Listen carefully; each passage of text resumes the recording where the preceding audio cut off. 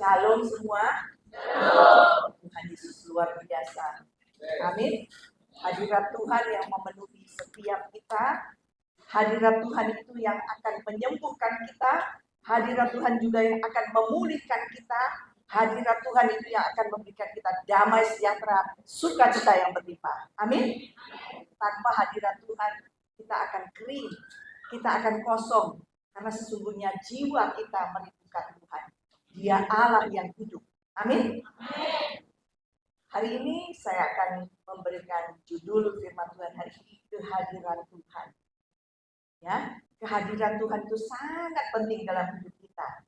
Minggu ini adalah minggu Advent yang pertama. Advent berarti kedatangan, artinya kedatangan. Jadi kita menantikan kedatangan Tuhan Yesus. Tuhan Yesus sudah datang 2000 tahun yang lalu ya. Tapi kita ini mau memperingatinya, kita mau merefleksikan diri kita kembali bagaimana Tuhan Yesus datang pertama kali untuk menyelamatkan kita semua, ya. Tapi sekarang kita juga harus mempersiapkan diri kita untuk kedatangan Tuhan Yesus yang kedua, ya. Tuhan Yesus datang kedua bukan untuk menyelamatkan, tapi Tuhan Yesus datang kali kedua untuk menghakimi, ya. Tapi kita yang percaya kepadanya, kita sebenarnya sudah diselamatkan. Kita akan masuk surga dan memerintah bersama dengan Tuhan Yesus. Amin. Di masa Advent ini kita mau belajar kebenaran firman Tuhan. Saya akan kasih judul tadi kehadiran Tuhan. Kita baca dari Matius 1 ayat 18. Kita mulai ya. Ini setiap Natal mungkin kita akan mendengar firman Tuhan ini. Tapi hari ini kita mau belajar bagaimana Tuhan Yesus datang ke dunia untuk menyelamatkan kita. Matius 1 ayat 18 sampai ayat 23. Kita akan baca bersama-sama dalam nama Tuhan Yesus. 1, 2, 3. Kelahiran Yesus Kristus adalah sebagai berikut. Pada waktu Maria ibunya bertunangan dengan Yusuf, ternyata ia mengandung dari Roh Kudus. Sebelum mereka hidup sebagai suami istri. Karena Yusuf suaminya seorang yang tulus hati dan tidak mau menyebarkan nama istrinya di muka umum, ia bermaksud menceraikannya dengan diam-diam. Tetapi ketika ia mempertimbangkan maksud itu, malaikat Tuhan nampak padanya dalam mimpi dan berkata, Yusuf anak Daud, janganlah engkau takut mengambil Maria sebagai istrimu, sebab anak yang di dalam kandungannya dari Roh Kudus. Dia akan melahirkan anak laki-laki dan engkau akan menamakan dia Yesus. Ayat 21. Ayat 21 dari itu. Ya, kita akan ulangi. Ia akan melahirkan anak laki-laki dan engkau akan menamakan dia Yesus, karena dialah yang akan menyelamatkan umatnya dari dosa mereka. Hal itu terjadi supaya genaplah yang difirmankan Tuhan oleh Nabi. Ayat 23, sesungguhnya anak darah itu akan mengandung dan melahirkan seorang anak laki-laki dan mereka akan menamakan dia Immanuel, yang berarti Allah menyertai kita. Amin. Pada waktu Maria mendengarkan ini, ya, dia belum bersuami. Memang dia bertunangan dengan Yusuf. Pasti ada rasa yang namanya takut. Karena pada zaman dahulu, pada zaman masa perjanjian lama, ketika seorang berzina, hukumannya adalah mati. Dan kalau kita lihat dari perjanjian lama, itu matinya dilempari batu, dirajam sampai mati. Apakah Maria takut? Pasti takut. Tapi apa yang mengalahkan ketakutannya? Kita lihat sebentar di Lukas 1. Lukas 1 ayat 28. Kita akan lihat ya. Kita akan baca Lukas 1 ayat 28 sampai 35. Pemberitaan tentang kelahiran Yesus. Kita baca bersama-sama ya. Ayat 28. Ketika malaikat itu masuk ke rumah Maria, dia berkata, Salam, hai engkau yang dikaruniai, Tuhan menyertai engkau. Maria terkejut mendengar perkataan itu. lalu bertanya dalam hatinya, apakah arti salam itu? Kata malaikat itu padanya, jangan takut hai Maria, sebab engkau akan beroleh kasih karunia di hadapan Allah. Sesungguhnya engkau akan mengandung dan akan melahirkan seorang anak laki-laki, dan hendaklah engkau menamai dia Yesus. Dia akan menjadi besar dan akan disebut anak Allah yang maha tinggi. Dan Tuhan Allah akan mengaruniakan kepadanya tahta Daud bapa leluhurnya, dan ia akan menjadi raja atas kaum keturunan Yakub sampai selama-lamanya, dan kerajaannya tidak akan berkesudahan. Kata Maria kepada malaikat itu, bagaimana mungkin hal itu terjadi? Karena aku belum bersuami. Jawab malaikat itu kepadanya, Roh Kudus akan turun atasmu, dan kuasa Allah yang maha tinggi akan menaungi kau. Sebab anak yang kau lahirkan itu akan disebut kudus, anak Allah. Amin. Sampai di sini dulu pembacaan firman Tuhan. Dan ketika malaikat Tuhan mengunjungi Maria, apa yang terjadi dengan Maria? Dia bersuka cita. Amin. Dia bersuka cita. Dan sukacita itu ketika dia dipilih oleh Allah untuk melahirkan bayi Yesus, sukacita itulah yang mengalahkan ketakutannya. Amin. Kita bisa bayangkan ketika Allah datang mengunjungi kita, malaikatnya mengunjungi kita, apakah kita merasakan sukacita? Sudah pasti. Ketika hadirat Tuhan memenuhi kita di tempat ini, ketika kita tadi menyanyikan sembah dan puji Dia, seluruh malaikat Tuhan bersorak dan kita merasakan hadirat Tuhan yang memenuhi kita. Jadi itulah yang dirasakan Maria ketika malaikat Tuhan mendatangi dia. Walaupun dia merasa ada rasa takut, tapi takut akan manusia itu dikalahkan oleh kehadiran Tuhan. Amin. Bahkan di ayat 35 dikatakan, lalu jawab malaikat itu kepadanya, Roh Kudus akan turun atasmu, dan kuasa Allah yang maha tinggi akan menaungi engkau. Sebab itu anak yang kau lahirkan akan disebut kudus, anak Allah. Jadi artinya apa? Roh Kudus yang menaungi Maria. Roh Kudus yang menyertai Maria. Dan dia hamil oleh Roh Kudus. Artinya apa? Allah ada di dalam rahimnya. Sehingga apa? Allah pasti menyertai dia. Sehingga dia tidak takut. Bahkan ketika Yusuf suaminya mau menceraikan secara diam-diam. Karena pada zaman dahulu ketika bertunangan itu sama artinya sudah menikah. Memang belum satu rumah ketika bertunangan antara Maria dengan Yusuf. Dan Yusuf mempersiapkan rumah dan segala sesuatu untuk menjemput tunangannya Maria. Pada zaman dulu tradisinya begitu, ya. Tapi ketika terjadi Maria duluan hamil, tentu Yusuf tidak bisa terima. Walaupun Maria katakan, aku hamil dari Roh Kudus. Yusuf tidak bisa terima. Tapi akhirnya malaikat Tuhan mengunjungi Yusuf dan ia menerima Maria sebagai istrinya. Jadi pada zaman dahulu bertunangan itu sama artinya dengan Maria sudah menjadi milik Yusuf, hanya belum serumah. Dan Yusuf mempersiapkan diri untuk menjemput Maria.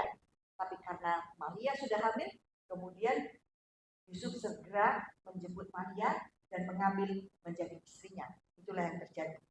Jadi kehadiran Roh Kudus ini membawa dampak yang besar dalam kehidupan Maria. Sama seperti kehadiran Roh Kudus dalam hidup kita. Tanpa kehadiran Tuhan, maka ibadah kita ini akan sia-sia. Kita pulang tidak membawa apa-apa. Kita kering. Tapi ketika hadirat Tuhan turun atas kita, maka hadirat Tuhan itulah yang akan memulihkan kita. Apakah saat ini kita menderita sakit penyakit? Hadirat Tuhan itu yang akan menyembuhkan kita ketika kita menyembah Dia.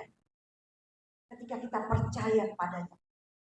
Bahkan ketika hadirat Tuhan turun atas kita, maka kita, apa yang ada di dalam hati kita, Tuhan mendengar. Dan itulah yang namanya dikatakan waktu perkenanan Tuhan. Kita lihat sebentar di 2 Korintus 6 ayat 2. 2 Korintus 6 ayat 2 dikatakan begini. Sebab Allah berfirman, pada waktu aku berkenan, aku akan mendengarkan engkau. Dan pada hari aku menyelamatkan, aku akan menolong engkau. Sesungguhnya waktu ini adalah waktu perkenanan itu. Sesungguhnya hari ini adalah hari penyelamatan itu. Amin. Jadi ketika hadirat Tuhan turun, kalaupun kita tidak bisa berkata-kata, kalaupun kita tidak bisa berdoa, maka Roh Kudus yang akan berkata-kata dan Tuhan akan menjawab seruan hati kita. Apakah saat itu kita dalam keadaan susah, dalam keadaan sakit, atau dalam keadaan yang hidup kita yang tidak menentu, disitulah Tuhan melawat kita, berkenan atas kehidupan kita. Saya punya satu kesaksian. Ketika hadirat Tuhan yang memenuhi saya secara pribadi, waktu itu saya sakit parah, sudah perdarahan karena demam berdarah. Hari ketiga itu saya nggak sadar kalau mata saya sudah berdarah, gusi saya semua sudah berdarah, pori-pori saya sudah merah semua, bahkan buang air kecil saya sudah berdarah. Ketika saya melihat itu, saya duduk di kaki Tuhan. Waktu itu suami saya dan anak saya pergi ada persekutuan hamba-hamba Tuhan, persekutuan doa. Nggak mungkin ditelepon karena semua HP pasti silent. Saya cuma berpikir kalau saya ke rumah sakit, saya akan mati di jalan. Karena saya seorang dokter, saya tahu. Kemudian saya duduk di kaki Tuhan. Selama saya nggak ingat mungkin setengah jam atau lebih, saya merasakan hadirat Tuhan yang penuh. Saya tidak bisa berkata-kata lagi. Saya hanya katakan, Tuhan, ini hidupku. Kalau engkau mau memanggil aku siap. Aku serahkan suamiku, anak-anakku, semuanya ke dalam tangan. Selesai saya menyembah Tuhan, saya memuji Tuhan, saya serahkan hidup saya merasakan darah itu berhenti. Gusi saya tidak lagi berdarah. Amin. Tapi selama 2 minggu, selama 2 minggu, saya hanya bisa minum air putih, makan nasi putih dengan telur rebus. Lainnya saya tidak bisa. Itulah waktu pemulihan yang Tuhan kasih untuk saya. Waktu itu papi saya masih hidup dan tinggalnya jauh.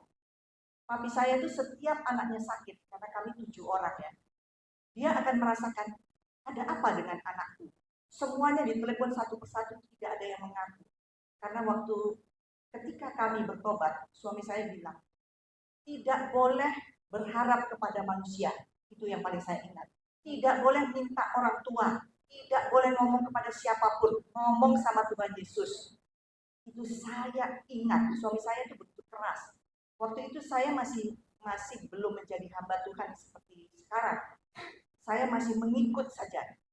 Tapi perkataan itu saya ingat. Ternyata saya bersyukur memiliki suami yang mendidik saya secara keras. Sehingga waktu itu akhirnya orang tua saya tahu kalau saya sakit. Tapi waktu itu dia kasih uang, kamu periksa. Karena terus terang ketika pertama kali bertobat, kami itu sudah di bottom, titik paling rendah. Kami tidak memiliki uang, hidup dari anugerah hari lepas hari. Waktu itu trombosit saya diperiksa cuma 16.000. Bagaimana mungkin bisa hidup? Hanya karena kemurahan Tuhan. Kalau saya ada hari ini berdiri di hadapan Tuhan, itu semua karena kasih karunia Tuhan. Tuhan mau memakai saya dan hidup saya bukan milik saya lagi. Itulah yang saya sadari. Tuhan Yesus itu terlalu luar biasa. Saya begitu percaya. Saya hampir tidak pernah meminta kepada Tuhan Yesus. Setiap keinginan hati saya yang paling dalam, Tuhan selalu mendengar. Saya pingin blazer, Tuhan sediakan bukan cuma 1, 4. Saya kepingin tas, Tuhan sediakan. Gak tahu lewat mana, tapi Tuhan punya cara yang ajaib. Itulah yang saya alami. Dan mulai awal tahun ini saya percaya, Tuhan menetapkan langkah-langkah saya. Artinya apa? Kalau Tuhan menetapkan langkah saya, Kalau Tuhan membawa saya di GBI Miracle Service malam ini sebagai pelaksana pengembala di usia 60 tahun, bagi manusia itu aneh, tapi bagi Tuhan tidak ada yang mustahil. Amin. Sungguh luar biasa, dan saya percaya gereja ini akan menjadi gereja yang takut akan Tuhan, gereja yang memuliakan Tuhan, dan gereja ini akan dibawa Tuhan, dipersiapkan Tuhan kita semua untuk menjadi mempelainya yang kudus. Amin. Terima kasih Tuhan Yesus, sungguh luar biasa ya. Nah, kita lanjutkan lagi. Jadi kehadiran Roh Kudus itu sangat penting. Itu artinya apa? Tuhan hadir dalam hidup kita.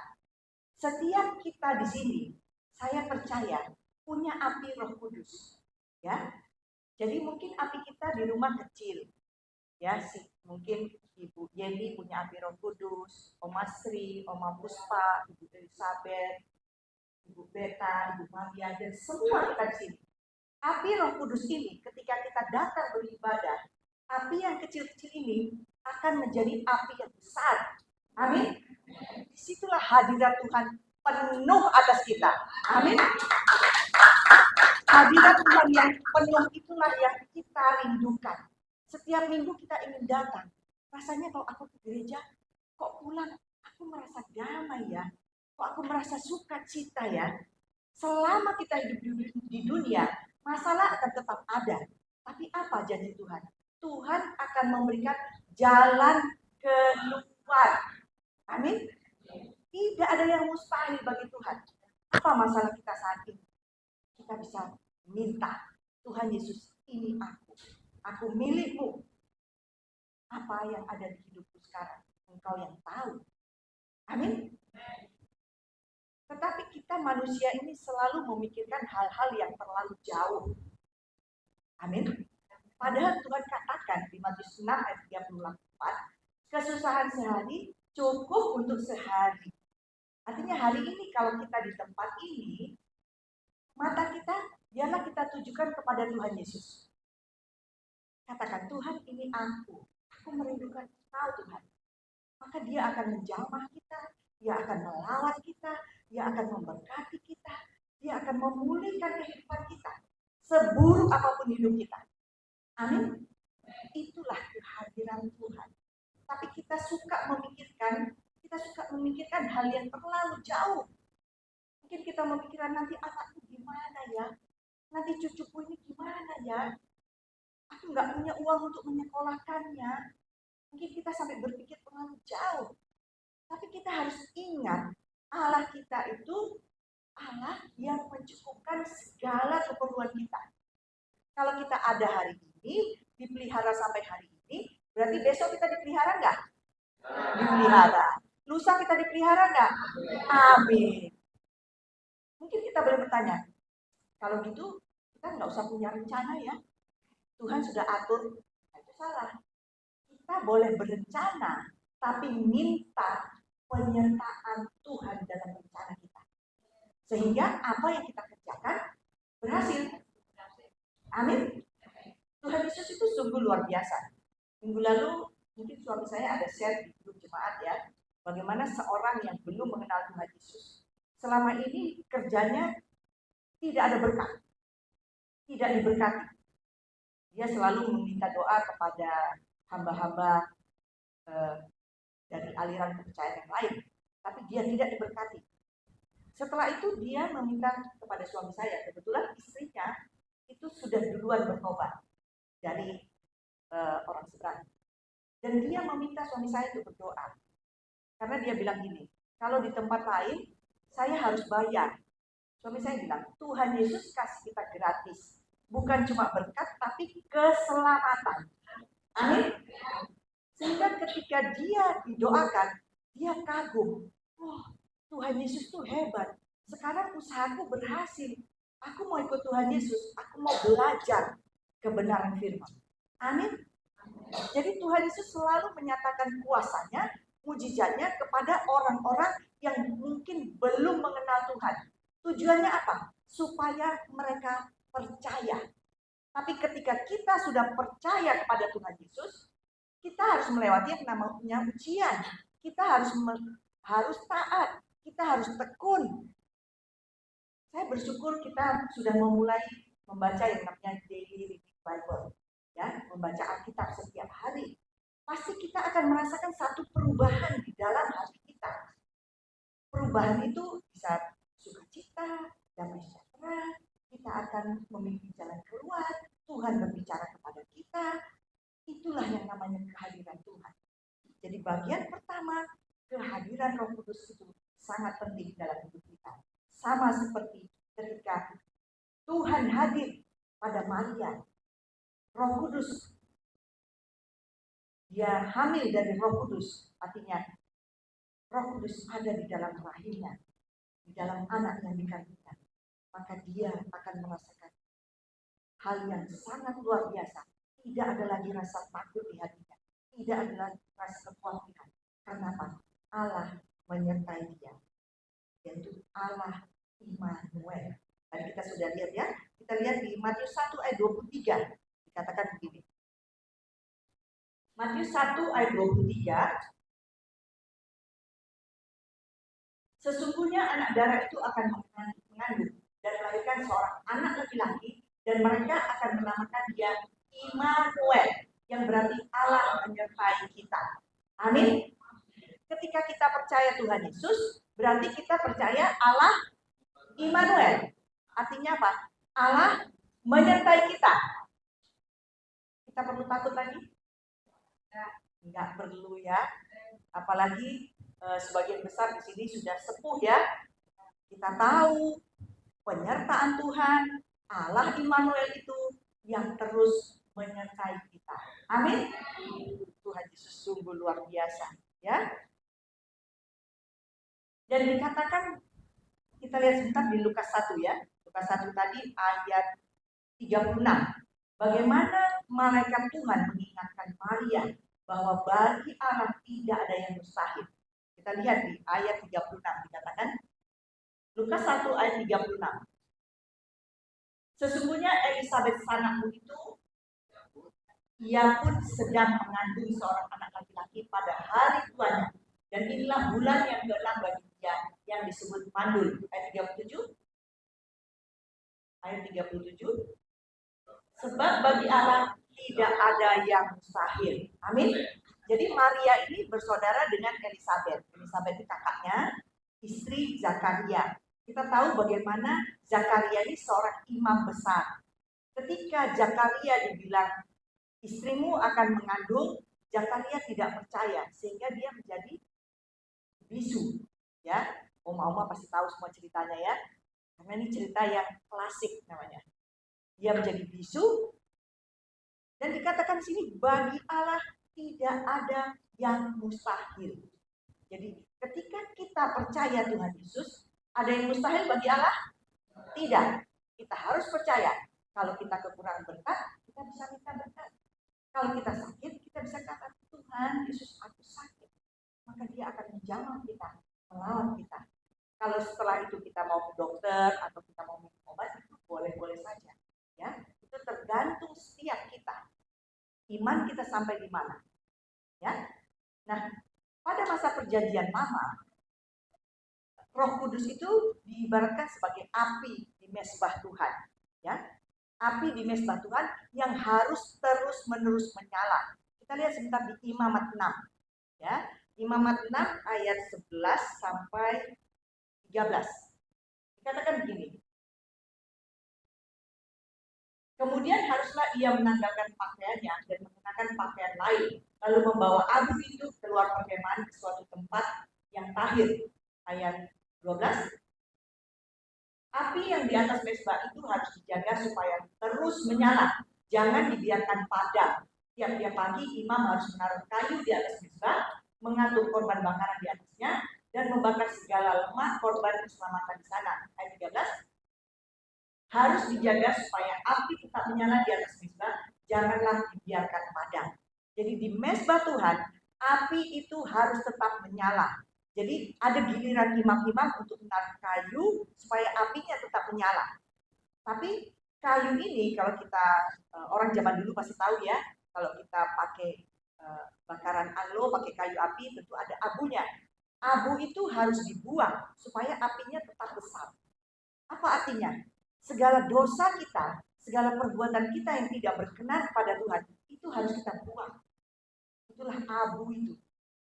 Kita bisa minta pengampunan. Tuhan Yesus, hari ini aku sudah melakukan kesalahan. Ampuni aku.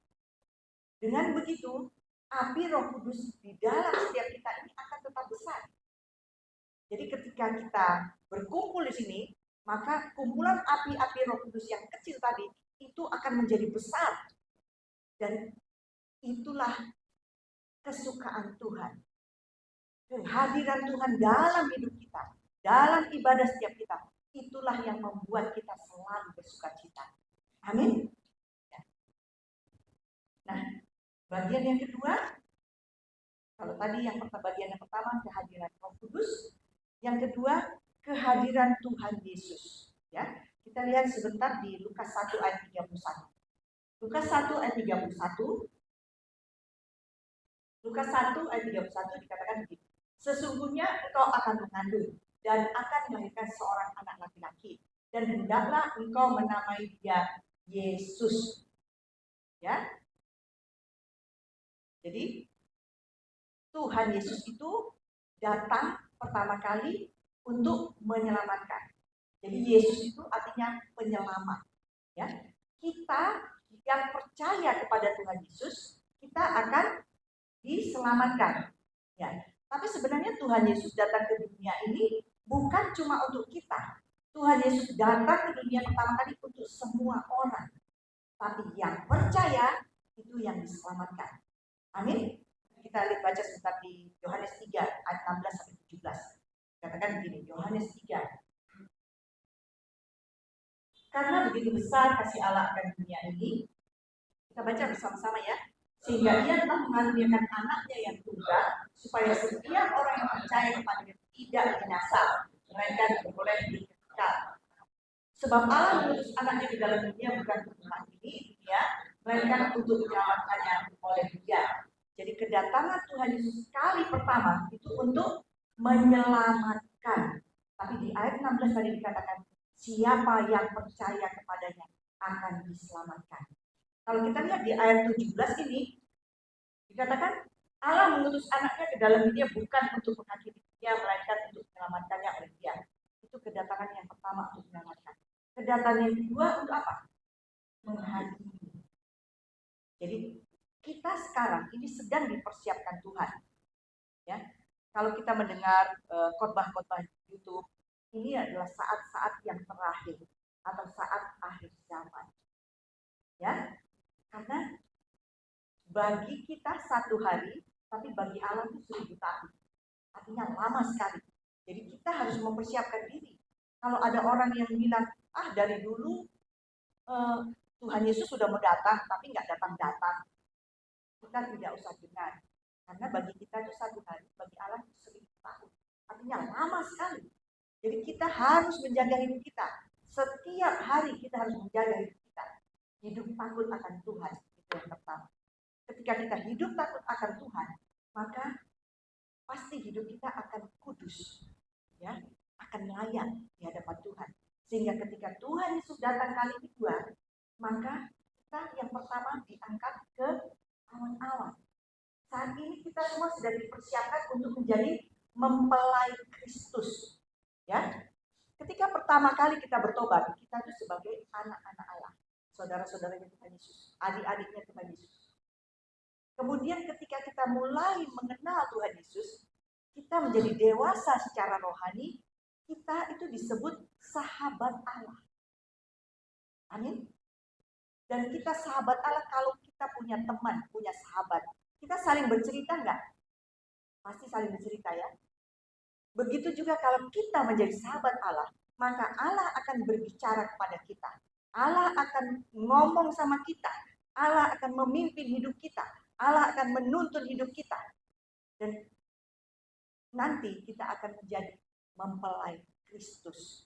Saat inilah kita harus menyiapkan diri kita untuk menjadi mempelai Kristus. Amin. Dan kedatangan Tuhan Yesus kali yang pertama itu sebenarnya sudah dinubuatkan oleh nabi-nabi. Dan kalau kita membaca dari kitab Yesaya, itu nubuatan itu sudah jelas. Seorang anak telah lahir, ya, bagi kita. Atau kita lihat sebentar satu ya, Yesaya 9 ayat 5. Supaya kita lebih tahu ya. Yesaya 9 ayat 5 dikatakan begini. Yesaya 9 ayat 5. Mungkin diteruskan ya. Sebab seorang anak telah lahir untuk kita, seorang putra telah diberikan untuk kita. Lambang pemerintahan ada di atas bahunya, dan namanya disebutkan orang penasihat ajaib, Allah yang perkasa, Bapa yang kekal, Raja damai. Inilah nubuatan Nabi Yesaya akan kelahiran Tuhan Yesus. Jadi Alkitab ini adalah buku yang ditulis, dan dari mulai pertama kita Kejadian sampai Wahyu itu semua dengan inspirasi roh yang sama, artinya Roh Kudus. Jadi kalau kita lihat ada hubungannya antara perjanjian lama dengan perjanjian baru. Semakin kita mengenal firman Tuhan, semakin kita belajar firman Tuhan, firman ini tidak akan ada habisnya untuk kita. Inilah satu-satunya buku yang kita tidak akan pernah bosan membacanya. Kenapa? Firman hidup. Mungkin kita pernah baca perikop ini, mungkin kita pernah baca ayat ini, tapi ketika kita membacanya lagi, kita mendapatkan sesuatu yang baru. Itulah yang dikatakan firman hidup. Amin. Tuhan Yesus dahsyat. Ya. Nah, kedatangan Tuhan Yesus tadi sudah saya katakan kali kedua itu sebagai hakim, dan kita semua harus mempersiapkan diri. Mari kita lihat sebentar di Matius 24 ayat 37 sampai 42. Matius 4:24 ayat 37 sampai 42. Kalau kita mau belajar tentang hari penghakiman atau kedatangan Tuhan Yesus kali kedua, kita bisa baca di Matius 24 ini. Tapi saya akan ambil beberapa ayat saja. Ayat 37 dikatakan begini.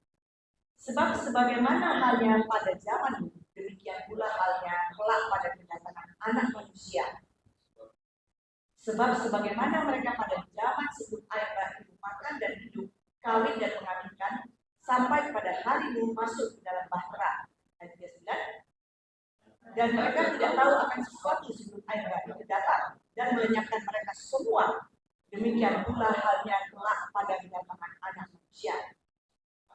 Pada waktu itu, suaranya di bawah dan yang lain tinggalkan. Sampai di sini ya. Jadi pada zaman sebelum air bah, Nuh membangun air bah itu berapa tahun?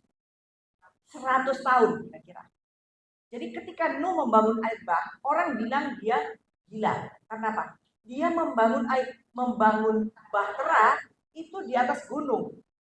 Kalau orang membangun kapal kan di tepi pantai ya.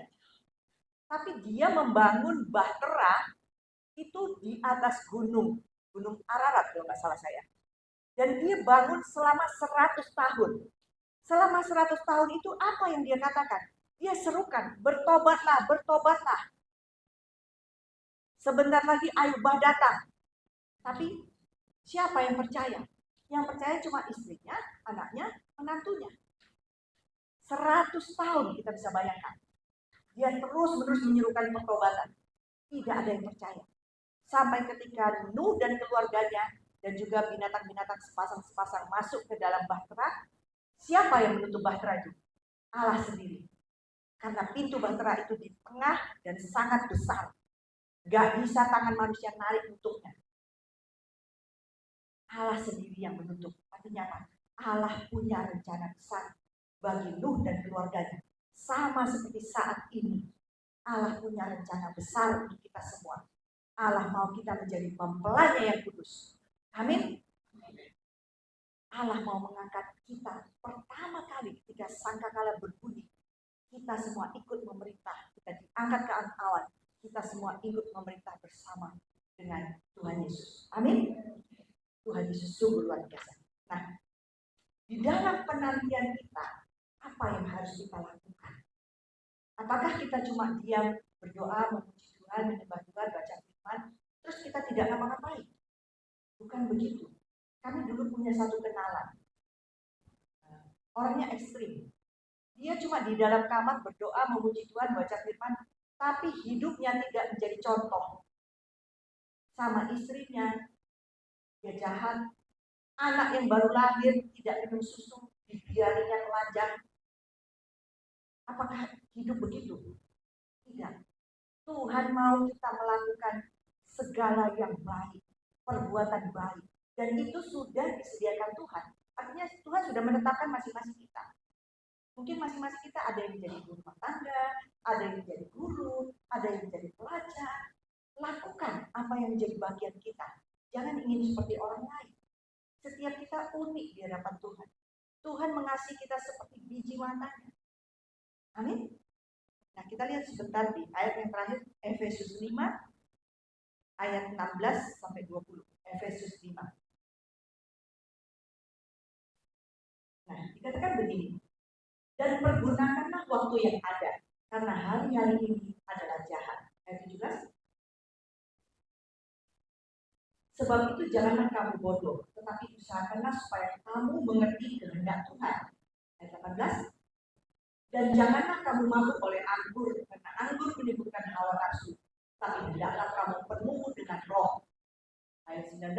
Dan berkata-kata seorang kepada yang lain dalam mazmur, hidup puji-pujian dan nyanyian rohani, bernyanyi dan bersorak-sorai bagi Tuhan dengan senang hati. Ayat 20. Ucaplah syukur senantiasa atas segala sesuatu dalam nama Tuhan kita Yesus Kristus kepada Allah dan Bapa kita. Amin. Inilah yang Tuhan kehendaki dalam kehidupan kita sekarang ini. Ketika kita dipersiapkan menjadi mempelai, kita harus mempergunakan waktu kita yang ada. Kemudian kita harus tetap penuh dengan roh. Penuhi hidup kita dengan hadirat Tuhan. Penuhi hidup kita dengan Roh Kudus. Ya. Kalau kita melakukan kesalahan, segera mohon pengampunan agar abu itu dibuang dan Roh Kudus akan berbicara kepada kita kembali. Amin. Kemudian perkatakan kebenaran, nyanyikan hidung pujian, bermazmur bagi Tuhan. Amin. Kemudian ucapkan syukur senantiasa. Amin. Tuhan Yesus luar biasa. Ketika pertama kali kami bertobat, saya ingat setiap hari di rumah itu hanya lagu pujian.